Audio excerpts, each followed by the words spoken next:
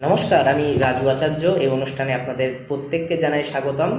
আজ মানুষের জীবনের সবথেকে গুরুত্বপূর্ণ দুটো প্ল্যানেট অর্থাৎ সূর্য এবং চন্দ্র, এই দুটি কোন কোন ক্ষেত্রে ডাউন হয়ে যেতে পারে এবং আপনাদের জীবনে অনেক রকম প্রবলেম আসতে পারে সেটা জানাচ্ছি। সর্বপ্রথম জানবো আমাদের জীবনের মোস্ট ইম্পর্টেন্ট প্ল্যানেট, সেটা হচ্ছে সূর্য। সূর্য কোন ক্ষেত্রে ডাউন হতে পারে? যদি আপনারা আপনাদের খাওয়ার হাত সেটা না ধুয়ে আপনার মাথায় লাগান, তাহলে আপনার রবি ডাউন হয়ে যেতে পারে। দ্বিতীয় হলো চন্দ্রমা। এটা ডাউন হওয়ার কী উপায়?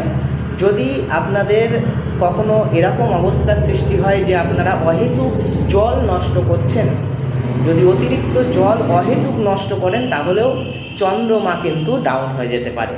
সুতরাং এই দুটো মোস্ট ইম্পর্টেন্ট প্ল্যানেটকে উজ্জীবিত করার জন্য বা স্ট্রং করার জন্য আপনাদের অবশ্যই এই দুটো জিনিস অবশ্যই মেনে চলতে হবে। ধন্যবাদ।